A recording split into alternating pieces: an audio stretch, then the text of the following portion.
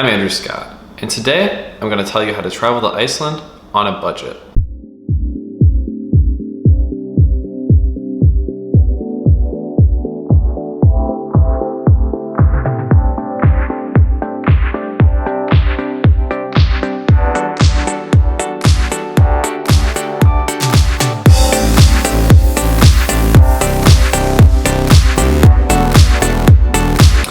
Iceland is an incredible country with tons to offer. Unfortunately, it can also be really expensive. With an average daily cost of around $200 many travelers see Iceland as outside of their budget. Thankfully, this doesn't have to be the case. How do I know? Because I traveled through Iceland for under $100 a day. And you can do the same. All you need is a little patience, planning, and flexibility. So when should you visit Iceland?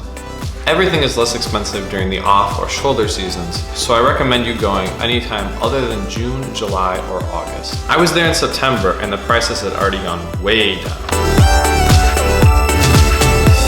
How should you get around in Iceland? All international flights, save those from the Faroe Islands or Greenland, arrive at Keflavik International Airport, about 50 kilometers outside of Reykjavik, Iceland's capital city. Assuming you're not picking up a rental car at the airport, avoid taking a taxi into Reykjavik. It'll cost you around $125 to take the trip, and it's definitely not worth it. Instead, opt for the Flybus, a coach vehicle that for just $22 will take you to the BSI bus station terminal in downtown Reykjavik. Or, for $26, you can go directly to your hostel or hotel. Flybuses are quiet, clean, and on time. They even provide free Wi-Fi and have USB chargers in the back of each seat, which is perfect if you need to charge your phone to take that first Icelandic selfie. There's no need to invest in public transportation in Reykjavik. The city is incredibly walkable, and some of its best hidden charms are found by foot. If you decide to venture outside of Reykjavik, something I strongly recommend, there are a number of budget-friendly options for getting around. By far, the cheapest way to get around Iceland is by hitchhiking. If you're like me, you were taught growing up that hitchhiking isn't safe and that 95% of people that pick up hitchhikers are axe-wielding murderers. Thankfully, that's not true.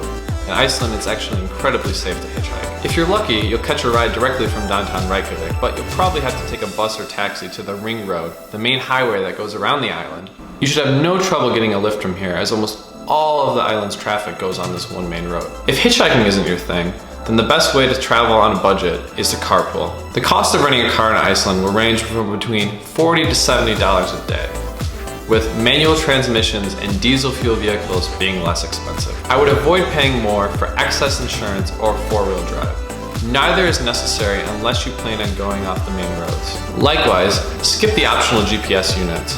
Mine was always telling me to go somewhere on the complete opposite end of the island.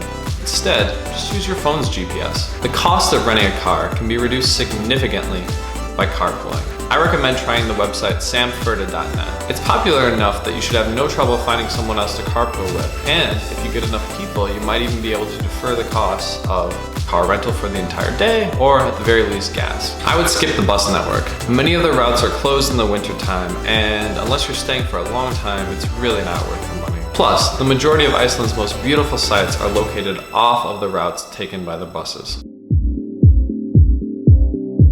The cheapest way to sleep, at least in a big city, is the couch surf. The couch surfing community in Iceland is very active.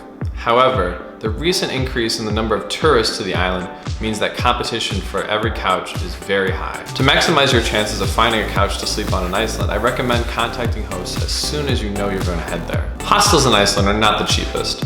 However, there are a few ways to decrease the cost. First, become a Hosteling International member.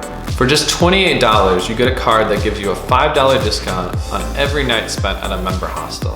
At last count, there were 34 of them in Iceland. In the off-season, you can expect to pay around $35 for a shared dorm room with a shared bathroom. No, it's not cheap, but it's much better than the incredibly overpriced hotels that you find in Iceland. Even the most expensive hostels will fill up quickly in Iceland. That's why I recommend booking things as soon as you possibly can. Even though I booked my accommodations over a month in advance, I had to travel 90 minutes in the opposite direction just to find a place to sleep one night. While the sheets on your pillow and mattress are covered in Icelandic hostels, they do charge an additional fee, between $5 and $15 per night, for towels and a duvet. These costs add up quickly, so to save yourself some serious cash, I recommend bringing your own sleeping bag and/or towel. If you don't have room in your luggage to carry these things with you to Iceland, there are a number of places in Reykjavik where you can rent these things for the duration of your stay. If you've rented your own car, you can simply pull into a rest stop and sleep there. Otherwise, camping is a very affordable alternative. It'll cost you about $14 to get a permit to sleep at an official campground in Iceland. They're very nice with a beautiful scenic background almost always, and most of them have running water, kitchens, and bathrooms. While you can technically set up camp anywhere in Iceland, as long as there's no signage saying otherwise, I strongly discourage you from doing so. Not only does it mar the beautiful landscape of the country, but I find it just generally disrespectful.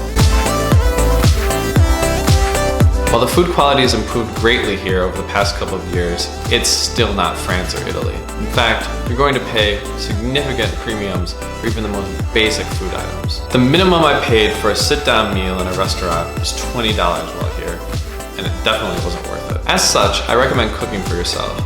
Almost all Airbnbs, hostels, couch surfing sites, and most campgrounds are going to include kitchen areas. You might as well take advantage of them. The cheapest Icelandic grocery store is called Bonus. While they're pretty bare bones, they'll have everything you need. By cooking for yourself, you can eat comfortably for 3 days on the same $20 that I spent at a crummy restaurant. If you absolutely have to eat out, the cheapest things I found were hot dogs at about $4 a piece and pizzas at about $15. They're not great, but they're also all over the place. Iceland has some of the cleanest tap water in the world. Buying bottled water there is basically like throwing your money away. Instead, bring a reusable container that you can fill up whenever you need to. Alcohol is incredibly expensive in Iceland, with the average cost of a domestic pint of beer being around $10.